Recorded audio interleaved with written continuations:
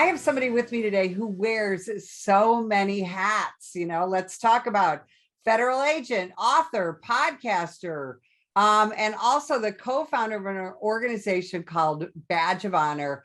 This is one woman who's even busier than me. Sam Horwitz, welcome to the show. Well, thank you so much, Betsy. It's such a pleasure to be with you and appreciate your time and what you do. Let's start with being a Secret Service agent. What led you to that? Well, I went into law school intending on following in my father's footsteps, and he was a lawyer for the government in policy for Department of Energy. And after your first year of law school, you kind of make a decision on what you want your track to be. Criminology being where I really felt the most comfortable, but I got the chance to do an internship. And I met a bunch of different federal agents who were working. I was helping to handle evidence on a certain case. And I said, hey, maybe I'll dip my hat into this federal agent thing. Looked at the FBI and super happy that I ended up with the United States Secret Service. A lot of people don't know we wear dual hats. So we do investigations as well as protection. So I was assigned outside of DC in the New York field office and assigned to an investigative squad called the Electronic Crimes Task Force. So think of any crime you could commit with using a computer or any kind of electronic device. That's what we did. But with the UN being in New York City, we found most of our time doing protective work, and that's what I fell in love with. And it just was it would kind of threw people for a loop in law school when I said, nope, I'm going to the federal agent side. And I like to say I use my powers for good.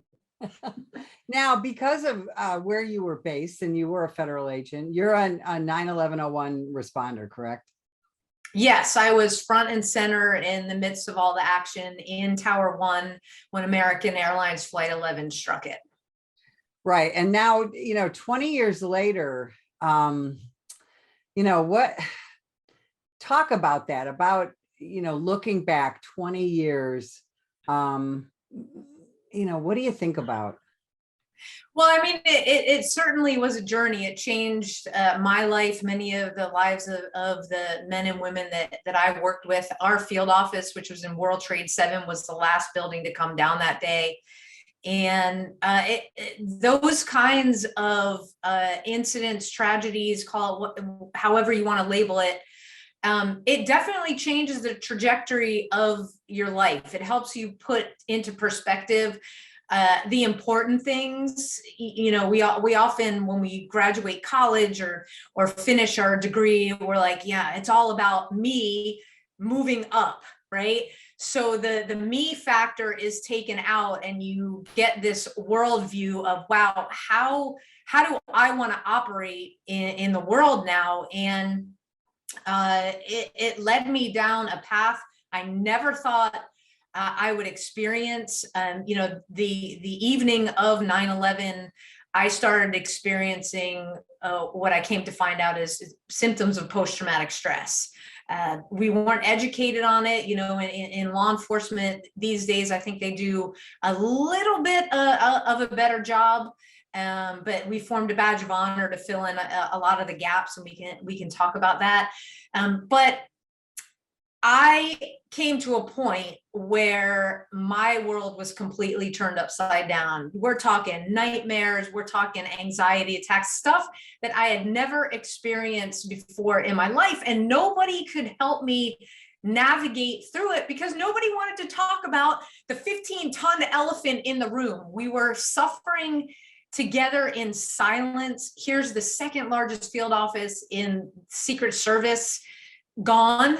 We're spread out all throughout the city. We had the anthrax attacks at the post office soon after. So we were a mess, to be frank. And I was sitting at my desk reading the same paragraph of a report that I had to hand in. And it was as if my brain just was not comprehending anything I was reading, and writing reports and doing paperwork, it was second nature for me, because I mean, that's what you do in law school. So this was stuff that would come real easy to me, and it just wasn't clicking. And I thought that I was going crazy, literally losing my mind. And I did ask for help. And again, nobody could really explain it. I made the very difficult decision to resign my position as an agent, something I worked really, really hard for and thought it was going to be my entire career. And so I left the agency in May of 2002. And I like to say I got my head screwed back on straight, but that wasn't until after post-traumatic stress took me down a very, very dark, lonely path, where I found myself sitting in my basement, getting ready to pull the trigger on my gun and call it the big man upstairs, whatever your belief system is. But my suicide attempts, I tried twice, got interrupted both times. The second time by my dog, who jumped in my lap, and that really kind of snaps you too. And I don't know if you're like me, but dogs are super incredible beings. They communicate silently through their eyes, and that's exactly what my dog was doing with me. And I swear he was saying, I need you, don't go. And that started a path to heal, to finally reach out for help. And through that, that is a learning process when you're diagnosed, which was a relief for me. Most people would be like, how the heck is post-traumatic stress and that diagnosis a relief for you? Because I knew what was happening. I could put a name to it. I could understand symptomology. And then I could understand how to get better from it, how to grow from what was happening to me. I had a skilled therapist who took me through EMDR, which is highly effective for treating law enforcement traumas.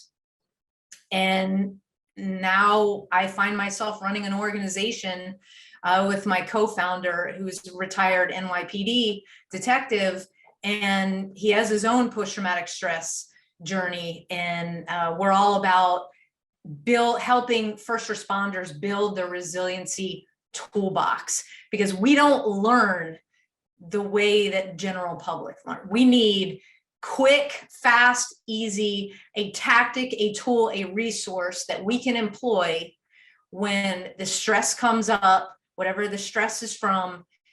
Boom, head it off, go on to the next call. That's how our lives operate. Well, so here's the thing. First of all, I have to tell you, I believe God. I believe that dogs are an extension of God, and your dog proved it that day.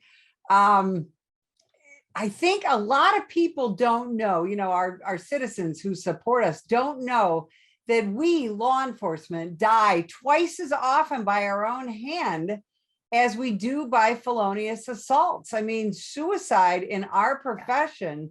And we don't even count the attempts. Thankfully you're here to talk about it, but suicide is a horrible battle in our profession, isn't it? Yeah, our brain health is affected from the minute we finish with the academy, because everything that we've learned, first of all, is to make sure that we go home every night to our families. But secondly, we look at life, the way we interact with people, in a very different way. And it's not to say we're trained to be suspicious. We're trained in hypervigilance. We're trained to notice things that most people just go through their day and they don't give it a second thought. And it's in that noticing, that situational awareness, if you will, that's where we can help citizens, supporters, our communities. That's where we save lives. That's where we see an accident waiting to happen. That's where we see somebody getting ready to be assaulted from behind. That's where we see the gun that the general public doesn't see.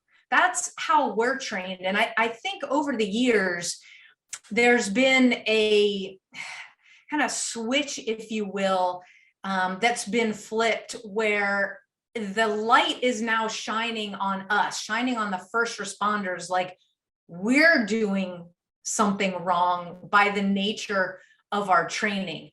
And it's the nature of our training that's exposing us to all that bad stuff, that trauma, that ongoing hypervigilance, that we can't turn that off. And part of it is our training, but most of it is because we have a heart for service. And that heart for service, we don't care what color you are, what neighborhood you grew up in, what street you happen to be in when we stop you. We're doing our job. And for most of us in law enforcement, while we're doing that, the exposure to helping to save a family of 7 that's just been involved in that horrific accident, and God forbid, a child dies, that's what stays with us. It doesn't go away. So compound things like that for 20 years, 25 years, 30 years. Hey, we're in Texas. We've got guys serving, and I mean ladies too, when I say guys, 40 years. So can you imagine how to compartmentalize all of what we've seen? The brain was not meant to do that. There comes a point where you've got to address all of what you have seen throughout your career. And what we need are our citizen supporters to help us with that. We don't have an S underneath our uniforms. We really need to have a full understanding that you need us just as much as we need you. Sam, what made you decide to publicly tell your story and then do what you're doing with Badge of Honor? That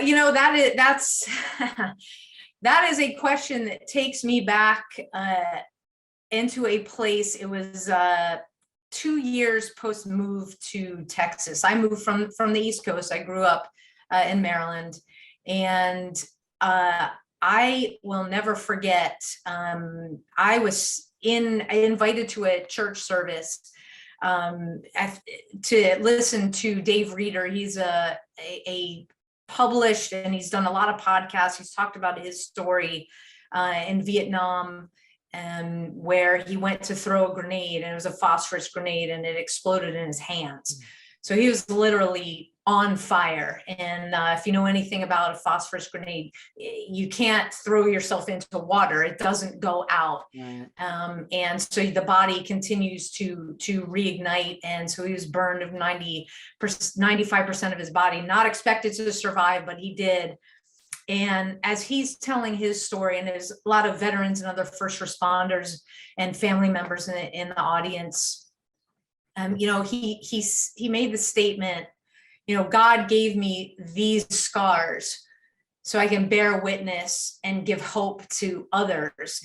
And it was as if a lightning bolt hit me right there in that audience. And it's like, okay, people can't see my scars. My scars are up here.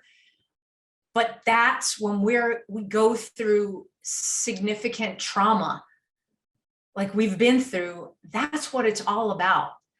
I could not sit back and not tell my story because I could help somebody else. That's what Dave was doing. That's what a lot of first responders are doing. That's what a tremendous amount of veterans are doing. We're all united in this huge community. First of all, to say you're not alone. Second, to say, it's okay not to be okay. And with the Badge of Honor, we're like, we just don't want you to stay here. And here's how you don't stay here. And you've got to speak up for yourself. You've got to do the most courageous thing that you will ever do in your life. And it is not stepping in front of a bullet, and it is not running into a burning building. It's saying, I need help. And it's so brave of you to be able to do that. And now you're moving forward and helping others. What's Badge of Honor doing to help first responders?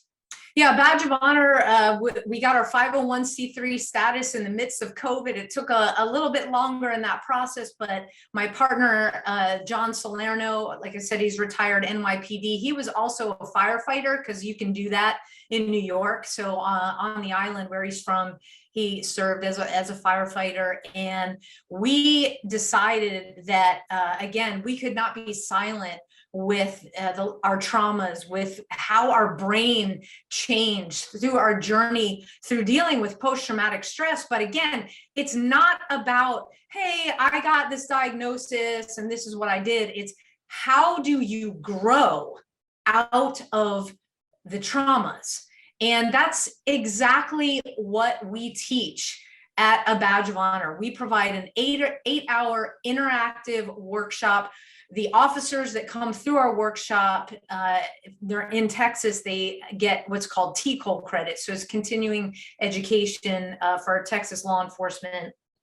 And we feed you. You gotta have breakfast and lunch. It's all about the food. Kolaches in Texas. You got to have kolaches with your police training. Well, I have to give a shout out to our wonderful partners at Chick-fil-A. They come through every single time, as well as Dickey's Barbecue. They are heavily involved in supporting and backing our Blue. So they're right there providing barbecue for all the attendees. We provide all the materials, but again, it's helping first responders build that resiliency toolbox, letting them grab what they're connecting with throughout the day, that we're doing different exercises and teaching stress response tactics and saying, hey, that resonates with me. I'm going to take that and put it in my toolbox.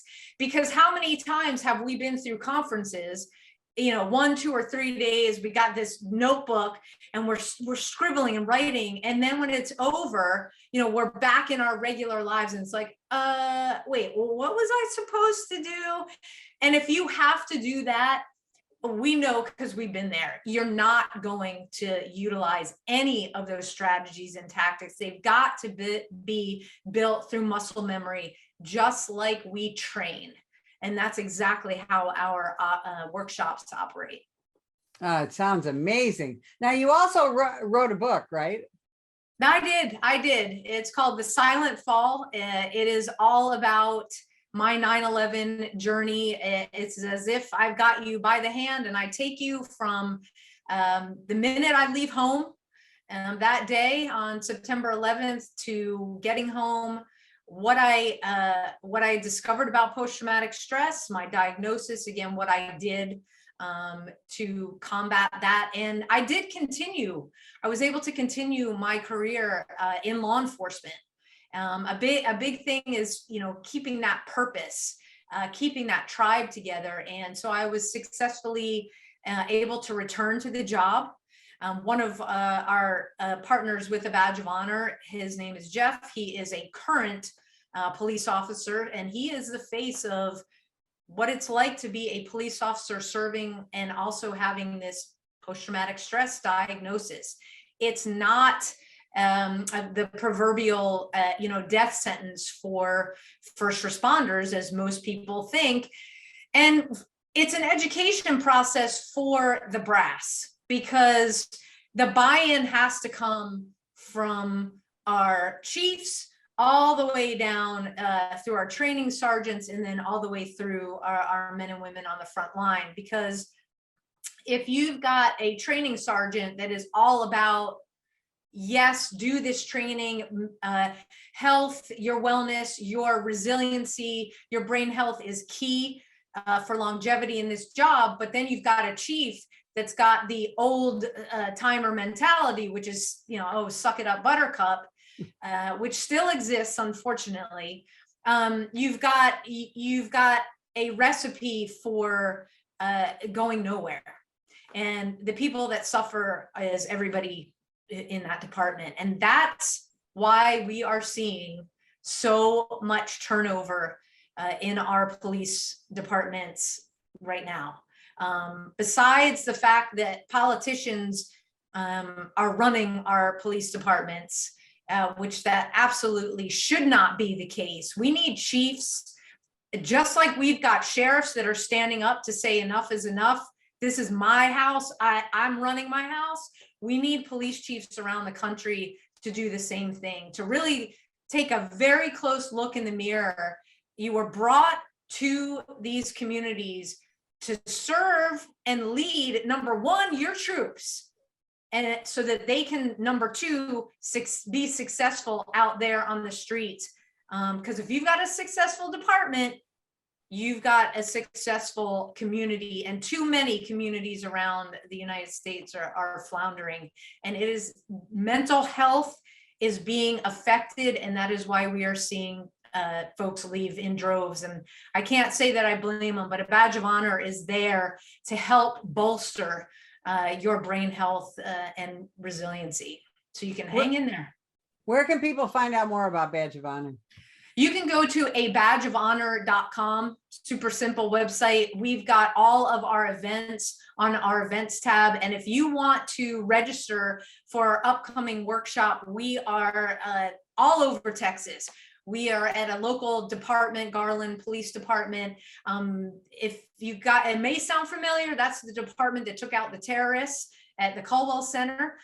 So right on Garland, and we are there on Veterans Day, November 11th. But if you would like us to come to you, we do private workshops, and it doesn't matter where you are in the United States. Reach out to us, we'll make it happen. Awesome. Sam, thanks so much for spending time with us. And if you would like more information about the National Police Association, visit us at nationalpolice.org.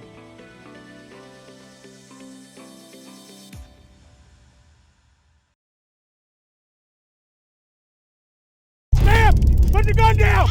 Put the gun down! Last year, law enforcement officers were involved in hundreds of thousands of use of force incidents.